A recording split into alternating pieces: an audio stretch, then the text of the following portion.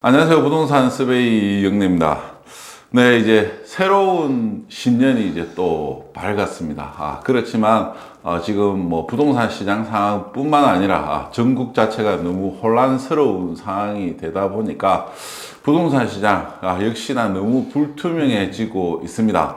그래서 지금 이제 신년 기획으로 또 각 부동산 전문가 분들을 모시고 올해 부산 부동산 시장 그리고 이제 전국의 부동산 시장 앞으로 어떻게 이제 생각을 하시는지에 대해서 이야기를 나눠보도록 하겠습니다. 네, 지금 부산의 이제 아파트 시장도 지금 3년 동안 침체를 이제 보이고 있는데요. 가격이 이제 계속 하락을 하다 보면은 이 부분이 이제 또 상당히 많은 관심들을 이제 받게 됩니다. 바로 경매 분야라고 이제 할 수가 있는데요. 네, 부산에서 또 가장 오래된 또 이제 경매 전문가 분이시고 또 가장 잘 하시는 분을 오늘 모셨습니다. 네, 부산 경매 전문 학원의 노일용 원장님이십니다. 예, 반갑습니다. 반갑습니다. 안녕하십니까. 간단히 예. 소개 한번 해주실 수 있겠습니까? 예.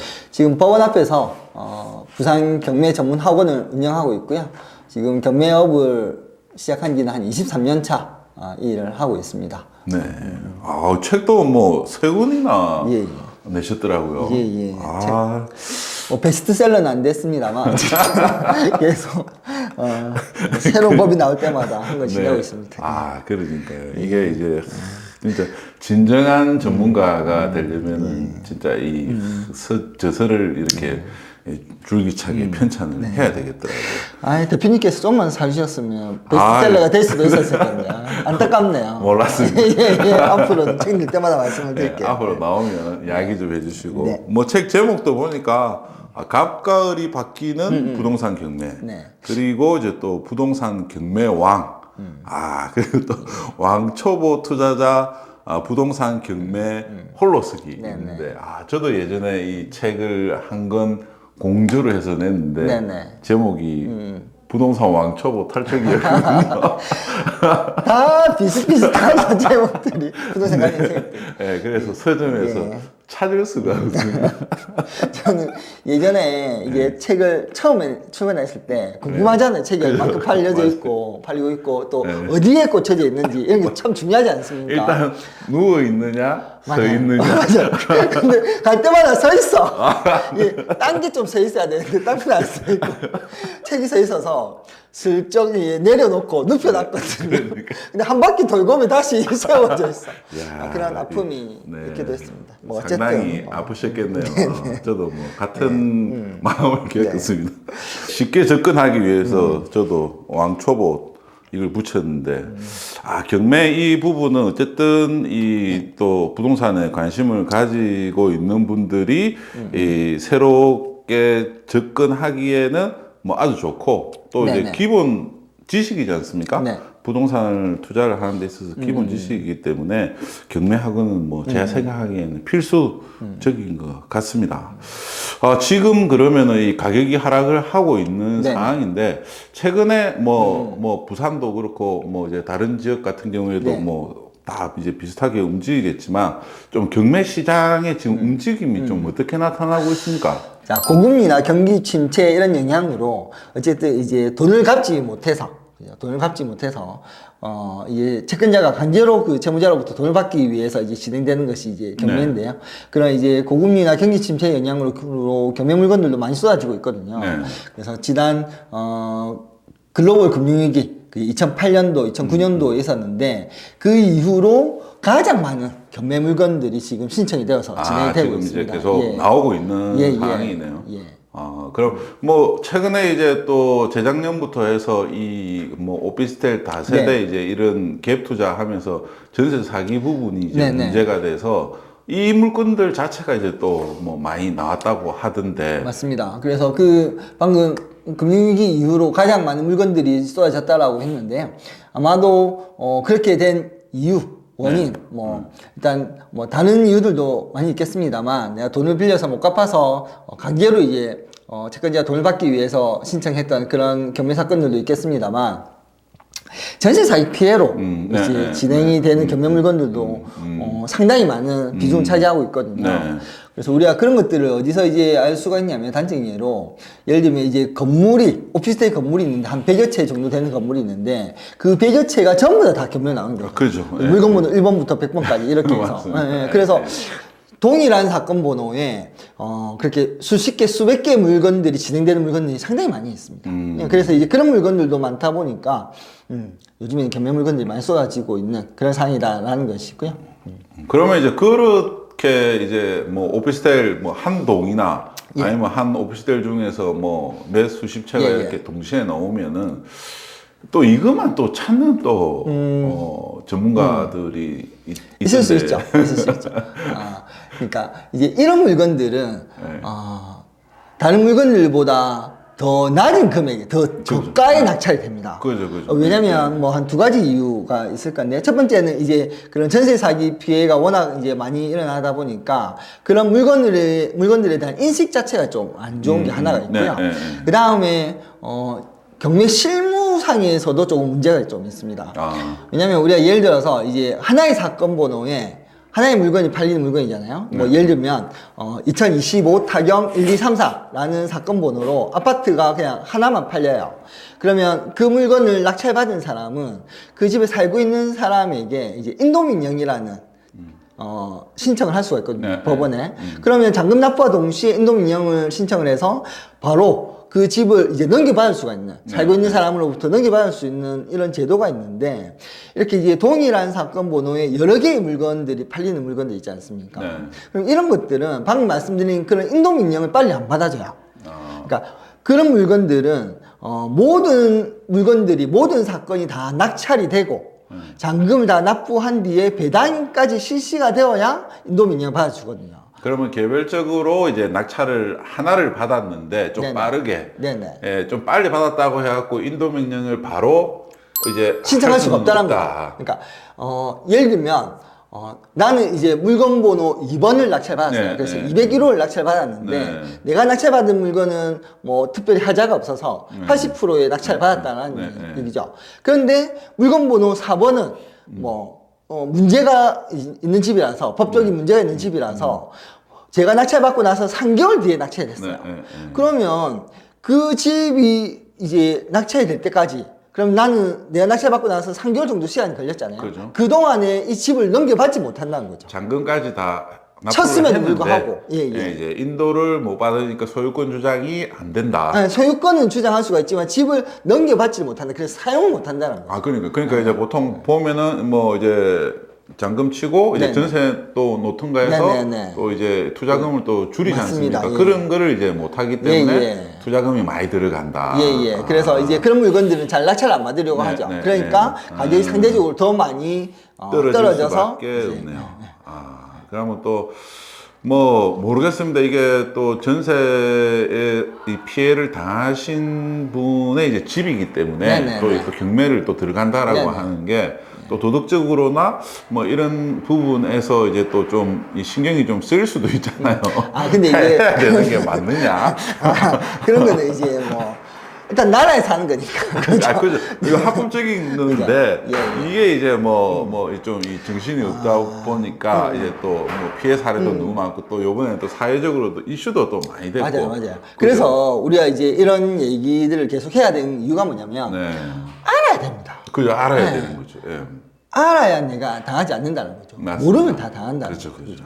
그래서 이제 그런 분들이 이제 세입자분들이 전세 사기를 당하신 분들이 뭐 사실은 안타깝죠, 그분들 입장에서는. 그죠. 근데 예, 이제 예, 그런 집에 들어갔다는 거, 그리고 자기가 이제 보호받을 수 있는 장치 안 해놨다는 그런 이제 문제들이 있는 거 같고, 그리고 또 전세 사기 당하신 분들 아닌 분들도 계시겠지만 대부분은 또 이제 주택금융공사 네. 이런 곳에 이제 전세 보증보험을 또 가입을 해놓은 경우가 많이 있어서요. 네. 그리고 이제 방금 말씀드린 것처럼 인도민령을 빨리 안 받아준다는 이 이유가 뭐냐면, 그러면 인도민령을 안 받아주니까 그 세입자들은 좀 더 그 집에 오랫동안 살 수가 있지 않겠습니까? 그래서 세입자들을 좀 보호해주기 위해서 이제 네. 그런 제도를 두고 있다, 이렇게 생각하면 될 것 그렇죠. 같습니다. 어쨌든 이게 한 건물에서 많은 물건이 이제 나오니까 또 상대적으로 낙찰 가격은 또 더 떨어지는 지게 된다. 네네. 아, 네, 이제 또 뭐 그런 점은 또 참고는 하시면은 이제 될 것 같고, 그러면은 뭐 지금 보통 이제 경매 나오면은 아무래도 뭐 부동산 또 종류가 많지 않습니까? 예, 예. 뭐 상가도 있고, 빌딩도 있고, 상가주택도 있고, 뭐 다세대도 있고, 뭐 아파트도 있고 이런데 보통 뭐 어느 쪽에 제일 좀 관심이 많습니까? 사실은 이제 일반인들 같은 경우에는 네. 일반인들이나 이제 경매 초보자분들은 아무래도 아파트에 네. 관심이 제일 아파트에. 많죠. 아파트가 네, 이제 네. 가장 손쉽게 네, 그죠. 처리할 수 있다라고 생각을 하기 때문에 아파트에 대한 관심이 제일 많고요. 네. 그다음에 이제 아파트 말고도 아까 말씀드린 그런 이제 오피스텔이라든지 네, 네. 상가라든지 뭐 토지라든지 이런 것들도 있습니다만 네. 그런 것들은 이제 상대적으로 비율이 아파트에 비해서는 많이 낮다 이렇게 보면 될 것 같아요. 그래서 이제 그 입찰자 수도 아파트가 네. 훨씬 더 많고 네, 그다음에 많고. 그 감정가 대비해서 낙찰되는 그 비율도 네. 훨씬 더 이제 아파트가 높은 금액에 낙찰이 됐고요. 네, 네. 다른 물건은 상대적으로 낮게 낙찰됩니다. 네. 요즘 뭐 그러면은 상가 같은 네, 경우에도 보면은 또 이게 이제 지금 뭐 경기가 이제 위축된 것도 있고 또 이제 뭐 인터넷 쇼핑 네. 이게 이제 또 원체 활발하고 뭐 코로나 이후부터 해가지고 이 상가 시장이 계속 안 네, 좋은데 아파트는 잠깐 이렇게 회복을 하려고 했다가 이제 지금 다시 이제 위축되고 있는 상황인데 예, 예. 상가 같은 경우에는 예. 계속 지금 안 맞습니다, 좋은 맞습니다. 상황이거든요. 예. 그러면 뭐 아파트에 비해서 상가의 뭐 또 낙찰가율이 또 뭐 더 떨어진다거나 맞습니다. 아니면 더 적체된다거나 예, 예. 어떻습니까? 상가는 기본적으로 우리가 사는 이유가 목적이 뭐 세를 놓기 위해서 산다든지 네. 아니면 직접 장사를 하기 위해서 사는 거 아니겠습니까? 네. 그런데 뭐 직접 장사하기도 힘들고 네. 세도 잘 안 나가니까 네. 세입자를 맞추기가 힘들어서 수익률이 낮아질 수밖에 없다는 거죠. 네, 네. 그래서 요즘 이제 일반 매매로 살 때도 사실은 이제 수익률이 뭐 한 4% 정도 되면 뭐 괜찮다 이런 얘기까지 네, 이제 네. 하고 있는데요. 이렇게 경매로 우리가 싸게는 살 수가 있지만 싼 게 문제가 아니라 싸게 사는 것이 문제가 아니라 이렇게 세를 놓아서 수익률을 올려야 되는데 월세를 받아야 되는데 그런 것들이 쉽지 않으니까 그죠. 가격이 많이 떨어지는 것 같습니다. 맞습니다. 그리고 상가 외에도 토지 같은 경우에도 좀 문제가 되는 게 예전에는 우리가 이제 그 대출 받을 때 네, 네. 물건을 사서 대출 받을 때 여기서 뭐 수익이 얼만큼 나오냐 그런 것들은 별로 보지 않고 내가 이 물건을 얼마에 산다 얼마에 사니까 사는 금액 대비해서 60% 70% 이렇게 대출을 해줬었거든요. 네, 네. 그런데 이제 요즘에는 은행에서 이제 많이 고려를 하는 것이 내가 어떤 그 담보 물건 제공해서 대출을 받게 되면 네. 그 담보 물건에서 얼만큼 이제 네, 수익이 임대- 발생할 거냐. 네, 네, 그래서 이제 임대 수익이 이자를 네가 이제 납부할 수 있느냐 이런 네. 부분들을 많이 보기 때문에 네. 은행에서 별로 나대지를 좋아하지 않습니다. 아, 그리고 그럼 나대지를 좋아하지 않아서 그러면 이제 건물을 지어야 되지 않겠습니까? 네, 네. 그래서 건물 지어서 이제 월세를 또 받고 이렇게 해야 되는데 그렇게 하자니 또 공사비가 높으니까 공사비가 이제 많이 예, 그러니까 건물 짓지도 못하고 그대로 놔두지도 못하고 네. 계륵 같은 이런 물건이 되기 때문에 그러니까요. 상대적으로 나대지나 이런 토지들도 요즘에 인기가 별로 없는 상황입니다. 요즘에 이 또 임대 뭐 공실이 많이 생기고 하니까 네네. 있는 건물을 또 이제 허물어 가지고 주차장으로 쓰는 게 주차비를 받는 게 훨씬 맞습니다, 더 이제 또 수익적인 측면에서 맞습니다. 이 캐시플로우에서 더 좋은 것 같더라고요. 네네. 그래서 뭐 어중간하게 뭐 2층 건물 이렇게 낡은 거 갖고 있으면 그냥 허물고 그냥 이제 이 주차 오토 시스템으로 맞아요. 돌리는 게 훨씬 더 수익성이 네네. 예, 좀 높은 것 같습니다. 그러니까 뭐 어쨌든 이게 토지 시장 같은 경우에는 이 그 대출의 이제 또 제약이 이제 크니까 또 더 이제 낙찰을 받는 사람은 또 더 뭐 줄어들고 있다 이래 네네. 봐야 되겠네요. 그리고 뭐 초보라면은 거의 뭐 아파트 쪽으로 뭐 그냥 이제 대부분 다 예, 그렇게 관심을 보고 가지고 있어요. 예. 여기서 이제 공부를 하고 예. 또 이제 진행을 하고 하면 좋겠네요. 그래서 지금 이게 한 3년 정도 이제 뭐 부산뿐만 아니라 전국적으로 3년 정도 가격이 하락을 하고 있는데 이 3년이라는 의미가 이제 투자자 입장에서 보면은 한 1년 정도는 내가 가뿐하게 또 버틸 수 있어. 네, 이제 2년이 되면은 조금 뭐 불안하기는 하지만 조금 시장을 조금 더 지켜보고 판단을 해보자 이렇게 이제 되는데 3년이 되면은 이제 이제 뭐 대출이나 이런 걸로 이제 갚다가 도저히 안 되겠어. 맞습니다. 이렇게 해갖고 이제 좀 던지는 이제 사람들이 이제 많으니까. 그럼 가격 하락폭이 또 더 커지게 되는 거고. 그럼 이 투자자들 입장에서 봤을 때 지금 이런 상황이 딱 뭐 호기일 것 같은데 뭐 경매 시장에서의 지금 투자자들 움직임 뭐 좀 어떻게 좀 나타나고 있습니까? 일단 이 상대적으로 아파트는 말씀드린 것처럼 이제 높은 금액이 낙찰되고 있고요. 네. 근데 이제 높은 금액이 낙찰된다고 하더라도 뭐 물론 이제 물건에 따라서는 시세보다 높게 낙찰되는 경우도 있지만 시세보다 낮게는 낙찰되거든요. 네. 단돈 그죠. 1,000만 원이든 2,000만 원이든 그죠. 그 금액 차가 이제 문제지. 어쨌든 낮게 낙찰되는 경우가 대부분입니다. 네. 그래서 어쨌든 이제 그런 부분들 실수요자 입장이라고 한다면 이렇게 좀 경기 안 좋을 때 경매를 사는 게 좋을 것 같고요. 그다음에 오피스텔 같은 경우에도 아까 이제 상대적으로 전세 사기나 이런 물건들을 많이 낮게 낙찰된다고 했지 않습니까? 네. 그런 물건들 오피스텔들은 요즘에 대부분이 다 50% 밑으로 낙찰되거든요. 그러니까 거의 반값 이하로 사니까 가격이 상당히 이제 가격 메리트가 있게 되는 거죠. 그러면 거기 이제 그렇게 반값 이하로 낙찰받고 대출 좀 받고 이렇게 하면 이제 수익률은 또 상대적으로 올라가는 이런 물건들이 될 것이고요. 그러니까 이제 지금 같이 이렇게 시장이 안 좋지만 또 이제 상대적으로 뭐 내가 이제 뭐 전세 갭 투자를 할 게 아니고 임대 사업을 하겠다 이래 하는 분들은 또 뭐 이렇게 임대 잘 나오는 이제 중심 산업 지역의 오피스텔은 이제 또 관심을 가져볼 만 하겠네요. 그러면 지금 시장에서는 뭐 이제 어쨌든 투자 목적 따라 좀 다르기는 하겠지만 아파트가 낫습니까? 오피스텔이 낫습니까? 이제 어떤 관점에서 접근하냐에 따라서 다를 것 같은데. 뭐 둘 다 이제 임대를 놓는다. 둘 다 임대를 놓는다. 근데 이제 임대를 놓을 때 이게 차이가 뭐가 있냐면 아파트는 임대를 놓아서 내가 가지고 가면 가지고 갈수록 경기가 좋아졌을 때 내가 상대적으로 이제 시세 차익을 누릴 수 있다 이런 생각들을 하잖아요. 근데 오피스텔은 그런 시세 차익을 누리기가 힘들거든요. 그러니까 이제 오피스텔을 사려고 하면 이제 50% 밑으로 반값 밑으로 40% 전후 뭐 이 정도에 산다면 수익률이 이제 좋아질 거니까 이게 뭐 시간이 지나서 이제 계속 감가상각이 되어서 가격이 떨어진다고 하더라도 괜찮지 않냐 이제 그런 생각이고 오피스텔은 아파트는 이제 이렇게 좀 좋은 위치에 가격이 이제 상승할 여지가 있는 그런 물건이라고 한다면 또 회복되면 또 충분히 오르니까 그죠. 그러니까 그때까지 좀 견디면서 이제 임대를 할 수 있으면 좋지 않을까라는 생각이 듭니다.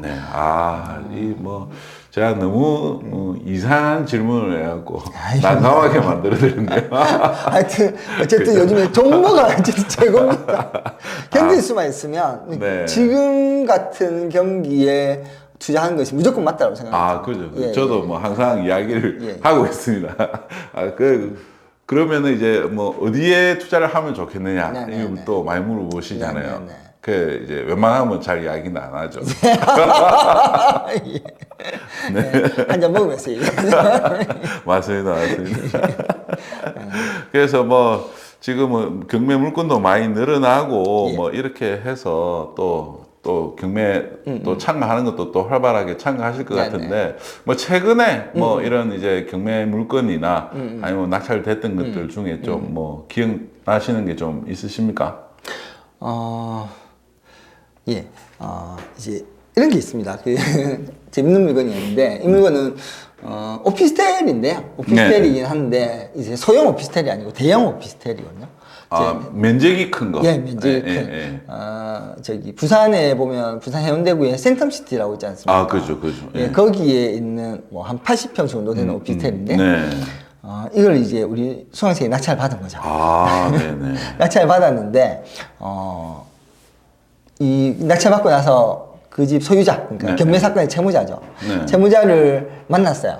채무자를 만나가지고 이제 내가 낙찰 받았으니 집을 비켜달라. 언제까지 비켜줄 수 있느냐 이렇게 물어보니까 대뜸 얘기하는 게 이 사람이 1억을 달라. 1억을 주야돼 이 사람 하겠다 이렇게 얘기를 하더라고요.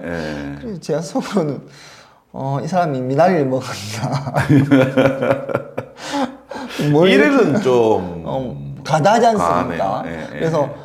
물어봤죠. 아니 이렇게 1억이라는 많은 돈을 달라고 하는 그 이유가 뭐냐, 근거가 뭐냐 네, 이렇게 네. 물어보니까 우리 집은 이게 처음에 분양이 될 때 누드 오피스텔로 분양이 됐는데 누드로 했어. 자기는 이제 시스템 에어컨도 집에 한 10대 정도 설치를 했고 그죠. 이중창호도 뭐 하여튼 다 했고 돈을 많이 들여놨다. 네. 그래서 그 돈을 주지 않으면 이제 그 나갈 때 이걸 다 철거를 하고 다 부수고 나가겠다. 그러면 이 1억보다 돈이 수리비가 더 많이 들 건데 어떡할래? 그냥 순순히 그 돈 주고 가라. 이렇게 얘기를 하더라고요. 근데 이제 그 1억이라는 돈을 어떻게 주겠어요? 못 주지 당연히. 그러니까요. 그래서 뭐 철거할 테면 철거해라 이렇게 하고 그냥 이제 인도명령을 신청을 했죠. 인도명령 신청을 하고 집행을 이제 했거든요. 근데 집행 신청을 하니까 그 채무자가 법원에 집행 연기 신청을 했더라고요. 또 이건 뭐지? 해서 보니까 어떤 사유로 연기 신청을 했냐면 이런 내용인 거죠. 우리 집에 금고가 하나가 있다. 네. 금고가 있는데 그 금고 안에 국보급 도자기가 들어가 있다. 확인은 안 되는. 확인 안 되죠. 근데 누구 만약에 법원에서 이렇게 집행관이 이렇게 짐을 옮기다가 네. 그 도자기가 파손이 되면 어떻게 책임을 질 거냐. 그러니 내가 조만간 이 도자기를 직접 옮길게. 다른 곳에 옮길 테니 그 옮길 때까지만 좀 연기를 해달라. 집행을 연기를 해달라. 이렇게 얘기를 하더라고요. 근데 우리 생각은 그런 거죠. 아니 집에 그렇게 귀중한 게 있으면 빨리빨리 치우지 마라 지우고. 아니 근데 뭐 금고 안에 있는 거면은 그렇게 큰 게 아니니까 또 하루 만에 옮길 수 있잖아요. 근데 금고 자체가 또 좀 클 수가 있잖아요. 금고 자체를 이제 옮겨야 된다. 그리고 금고 자체가 또 크면 그 안에 들어가 있는 것도 도자기 뭐 요만한 것도 뭐 한 수십억짜리다 뭐 이렇게 할 수 있으니. 그죠. 그래서 그냥 강제 집행을 했거든요. 집행을 했는데 집행할 때 그 사람이 없었어요. 채무자가 없어서 그냥 강제로 이 문을 따고 들어갔죠. 문을 따고 들어갔는데 진짜 금고가 있네 지금 와서 보니까. 근데 이 금고가 이렇게 뭐 TV 모니터 정도 되는 금고가 아니라 냉장고 사이즈 정도 되는 진짜 큰 금고가 있더라고요. 금고네. 그래서 처음에는 이제 그 함께 갔다 열쇠 기사가 열쇠 기사분이 이제 금고 문을 따려고 했는데 못 따더라고. 이 지분 인식도 돼 있고 이렇게 해서. 그래서 어떻게 했냐면 이제 법원 집행관이 이제 그 금고에 붙여져 있는 라벨지를 보고 전화를 했죠. 지금 법원에서 집행을 하고 있으니 너 기사 보내라. 그래서 이거 문 따라 이렇게 된 거죠. 그래서 기사가 왔는데 기사도 못 따요. 기사도 못 따. 그래서 어떻게 했냐면 결국에는 그냥 드릴로 뚫었거든요. 진짜로요? 드릴로 뚫었어요.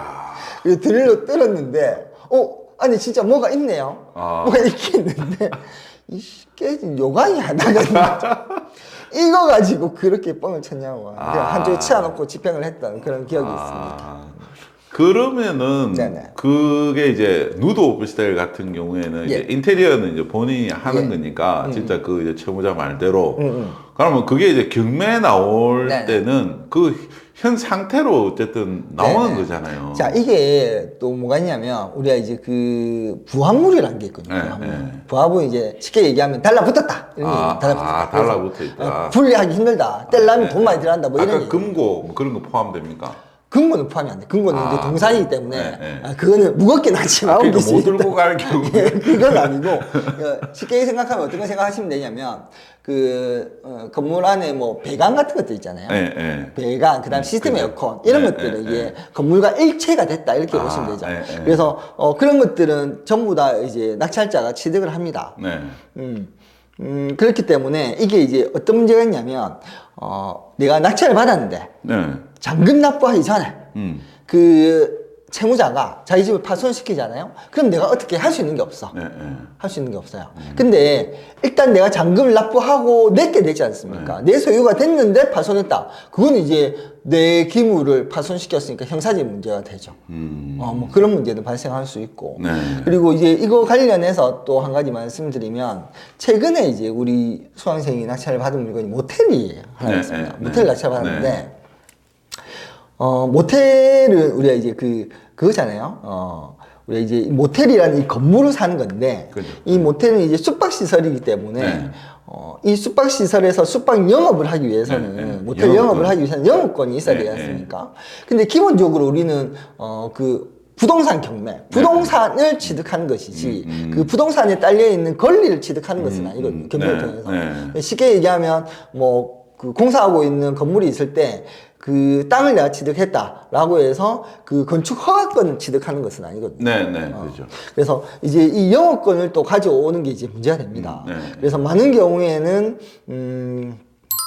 그 영업권을 무기로 해서 그 채무자가 이제 이사비를 많이 달라 이렇게 요구를 하죠. 그래서 만약에 이제 이사비를 안 준다고 하면 그럼 난 영업권 취소 이렇게 하는 거죠. 그러면 다시 처음부터 이제 영업권 신청을 해야 되고 그러면 요즘에 이제 소방법이라든지 건축법이 많이 강화가 되어 있기 때문에 이게 또 더 많은 내용들을. 훨씬 더 이제 부담이 되는 경우가 있죠. 그래서 이제 문제가 되는데 그런데 이제 이제 공중위생관리법이라는 법이 있는데 숙박시설을 이제 담당하는.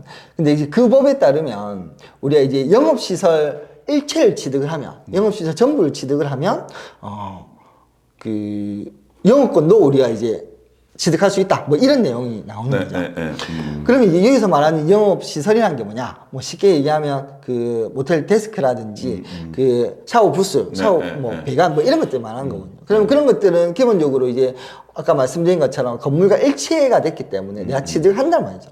그래서 법원 판례상은 내가 취득할 수가 있는데 문제는 뭐냐면 구청에서는 이 담당자들이 영업권 안 주려고 그래. 왜냐하면 자 영업권이 넘어오잖아요. 낙찰자한테 넘어오면 기존에 장사를 하고 있던 채무자는 영업권이 없어진 상태지 않습니까? 그럼 얘는 영업권이 없으니까 장사를 못 할 거잖아요. 불법 영업을 하게 될 것이고 그래서 얘가 이제 뭐 민원을 넣는다든지 이런 일이 발생할 수 있으니 구청에서는 우리는 그런 거 모르겠고 뭐 둘이 소송을 해서 그래 별개니까. 그러면 우리 뭐 너 재판에서 네가 이기면 그때는 뭐 넘겨줄게 이런 식으로 이제 책임을 전가를 시키는 거죠. 그러니까. 근데 이제 그게 낙찰자 입장에서는 아주 중요한 문제란 말이에요. 중요하죠. 그래서 이제 어떻게 했냐면 계속 민을 넣었죠. 계속 민을 넣어가지고 구청장에도 넣고 뭐 이래저래 넣고 그래서 결국 민원으로 이제 해결을 하고 넘겨봤던 그런 사례도 있습니다. 아니 그러면은 보통 이제 명도를 할 때 그런 영업권을 포함해서 이야기를 하잖아요. 협상 자체를. 그럼 이제 그렇게 안 된 케이스라고 안 된 봐야지 되는 거네요. 예. 그러면 그럴 경우에는 이제 계속 민원을 넣어라. 공무원을 힘들게 해야. 그게 이제 하나의 팁이 될 수가 있다. 너무 엄청난 거를 가르쳐 주시는 거 아닙니까? 이런 어느 책에도 안 나오는 실전에서만. 진짜. 우리 이영래 대표님의 유튜브 1만 구독자 돌파를 위해서 제가 감사합니다. 감사합니다. 이렇게 또 알뜰살뜰한 또 팁을 또 주시고 감사합니다.